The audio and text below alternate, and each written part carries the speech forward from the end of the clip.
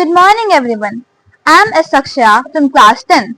Today, I'm here to narrate a story on the title Feathers of Resolve. So let's begin. Pia was a young scarlet macaw living high in the canopies of the Amazon rainforest. She was filled with bright colors. Her crown made up of sapphire blue, her wings tipped in emerald green, and her mantle made up of sunfire red. Macaws are known for being loud, bold, and fiercely confident, but Pia was none of them. She was small, quiet, and terrified of standing out. The problem was her color. Every morning, her family and a flock used to fly across the expanding river to go click a cliff filled with minerals that they needed to eat.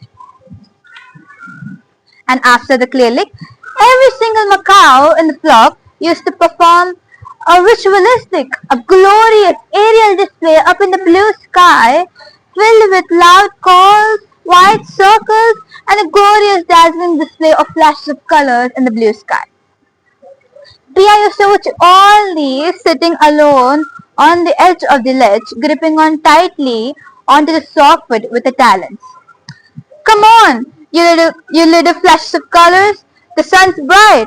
The weather's perfect. I bet you're gonna miss the best minerals.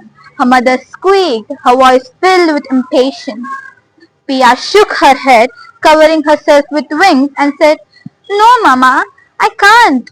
I can't. I'm just too bright. I can't fly right now. Pia had heard from the older macaws that about the deadliest predator, the harpy, the harpy eagle who used to hunt from the above, and the ocelots waiting in and around the tree. Pia, Pia was convinced that her vivid colors which were actually the sign of good health and attracting mates, made her a target.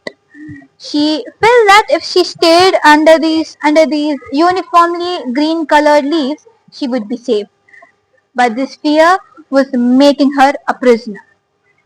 While the other macaws were growing stronger and stronger, Pia was growing weaker and weaker as she only survived on the dull berries she could find near her nest. One morning, her father came back from the lick, and he didn't come with food. He came with a warning. The silk cotton tree is falling off. Everybody move right now. The silk cotton tree, their shelter, their home, the entire world was falling off. Pia, they had to move right now. They had to move to a new rock, which was a isolated pinnacle in the middle of the river. Pia froze. This was not just a quick flight for the food. It was a mandatory journey across the wide expanding river. The family left a beautiful and a dazzling explosion of colors and panic tension over there. They didn't wait as they couldn't. Pia was left alone on the ledge. She looked down at the swirling water and then up at the vast sky. She realized that she had to leave right now. She realized the main fear of her. It was not from any eagle or from any ocelot. It was from her own weakness. Desperate, she lunged out of her ledge, but she closed her wings, making herself small and aiming at the water. But then, no, Pia, you can do this. Open your wings. A small but a firm voice echoed in her mind.